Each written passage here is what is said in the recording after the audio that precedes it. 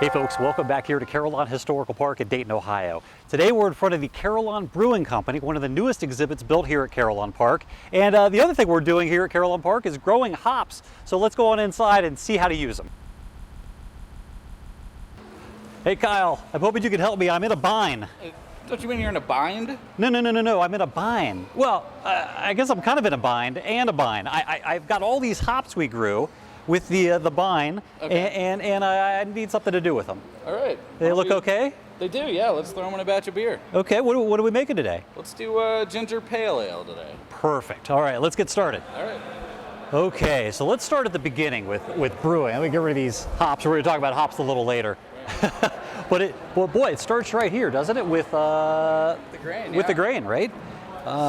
We have barley right here. We can also brew with things like rye and wheat, but barley is going to be in almost every beer recipe, especially that we do here historically. Now, one of the things I hear people talk about is malted grain. What does that mean when this is malted? Because you can't just pick this out of the field and brew with it. You can't, right? So it has to be malted first, and malting is essentially taking these grains, which are the seeds of large grass plants, whether it be barley, wheat, or rye, and kind of sprouting them or germinating them. And then they're dried or kilned, and we as brewers get them in their kind of dried, malted form.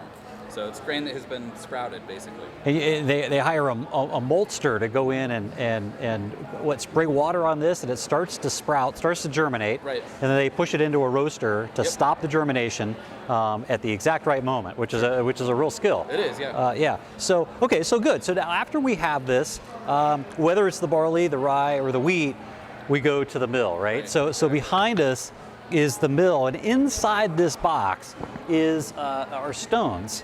And they're stones. Now these are stones that you'd find at in a grist mill, but in this case they're not as close together because you want to just crack open. You don't want to grind this into flour, do you? Right, correct. So if we ground it into flour, then we wouldn't be able to separate the sugary liquid off of it after the mashing process. So what we're going to do rather than mill it into flour is just kind of crush the grain open. So just kind of lightly crack open that seed coat and expose those starchy sugars that are inside of the grain. Because later on in the process, we're going to add water to this and really make that grow, get that product. Okay, so pour this in.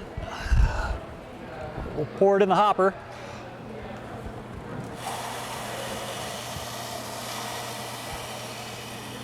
Yeah, all right. So the water starts, and these they're moving and just ripping the grain apart. Okay, and we see the grain coming out of here. It looks good. Yeah. Okay, Kyle, we got the rest of the grain here from the mill. We've poured it into the mash tun, and you were saying there's about 110, 150 pounds of crushed malted barley grain or wheat or whatever recipe you're making. That'll end up being about 55 gallons of ale. Yeah. So we fill this in here. Set this, and then we start to use the trough to fill this with water and start the mash. Right. Is that correct? Yep, so we can go from the grain, we'll add the hot water to it. Mashing is extracting the sugar out of the grain using the hot water. Okay, so next step, we'll finish this and go on to the next piece. All right.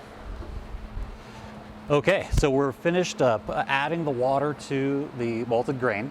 And what's the next step? What's going to happen right here, Kyle? This is the part of the brewing process, if you will. So this is actually where we're transforming that grain into a usable form of sugar for the yeast. And it's almost like a tea bag, right? I mean, yeah. you're letting the that soaking happen, and it's producing the enzymes in that process. Correct. Yeah. Okay. So at the right temperature, we're activating those enzymes.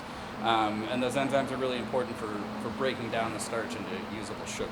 So if we were to take grain without going through the mashing process, without breaking starch down into simple sugar, the yeast would never be able to eat those starches and transform it to alcohol. So this is the critical part of it. There's a lot of magic happening here. A lot of magic. Okay, so I'll put the lid back on, and we'll let this sit for an hour and a half, and then come back, and we'll be ready for that process. Yeah. Okay, great.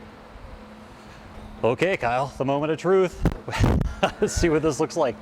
The steam comes off. Aha! That's pretty good. All right, so hour 15. Yeah. And we're ready to what? Open this up and send it to the next stage, which is the boil. Yeah, we're headed to the boil kettle. So right now we're gonna do a process called lautering, which is just essentially letting out or separating the now wort, the sugar water, from the grain itself generated during the mash. Okay, so he turns a valve down there and opens up the bottom of this and goes into the boil. There she goes. So we're going to let most of this wort out, separate it from the grain. This is very, very concentrated wort, so very high in sugar content, and will be at very low volume unless we add additional water to it. So we're actually going to take some hot water from our hot water kettle and start sprinkling it over the top in an act called sparging. So we had all the wort come out of the mash tun through the pipe and go into this final boil stage in this kettle, which is about a 75-gallon kettle. Right. And what do you got floating in here? This is bags of. So it's about 20 pounds of fresh cut ginger root that we threw into the beginning of the boil. So we're doing a ginger pale ale. Pale ale, yeah. We have some honey in here as well, about 10 pounds of honey. Wow. And then kind of the star of every beer boil, or most beer boils, is the hops. The hops, haha, yeah. So you're solving my hop problem. Grew all these hops, and here it is. Now here's a cone, a hop cone, I guess. Right. And this is really the spice of beer, isn't it? It is, yeah. Man, you crack that open, you can really smell the hops in here.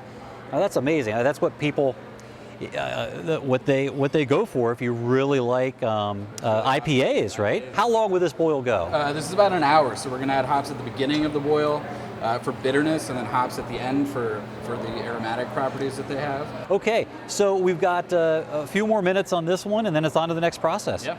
Awesome, thank you. All right, Kyle, so here we go, the end of the boil.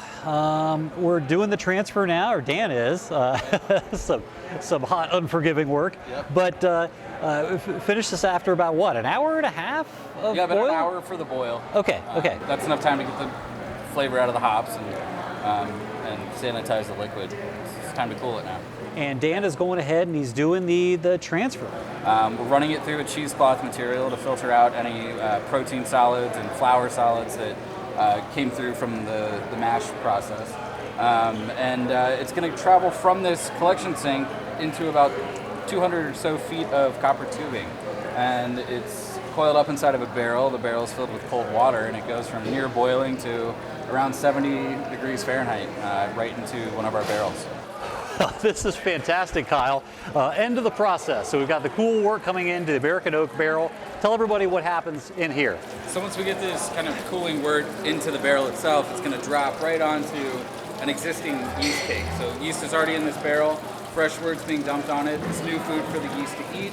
They're going to start consuming the sugars out of the wort and turn it into beer in about a week. How many times can you do that? You reuse the yeast? There is a limit to that. So we can only reuse the yeast maybe about 2 or 3 times. And then after a while, the yeast starts to become weak and other organisms kind of creep in. So, okay. We do switch the yeast out every few batches, but we can reuse the yeast just like they would have historically. Very good. So this will be ready in about 2 weeks? About 2 weeks, yeah. So now it just turns out that you produced another batch about 2 weeks ago. I just happened to have a little bit of that. Yeah, what you produced before. All right. So Carillon Brewing Company. What do you think? Cheers? Yeah, cheers. Fantastic. So this is great. The only museum in the United States that is fully licensed to produce ales and ciders. We're doing it here at Carillon Historical Park in Dayton, Ohio. We want you to come out and join us, and we'll see you next time. Cheers.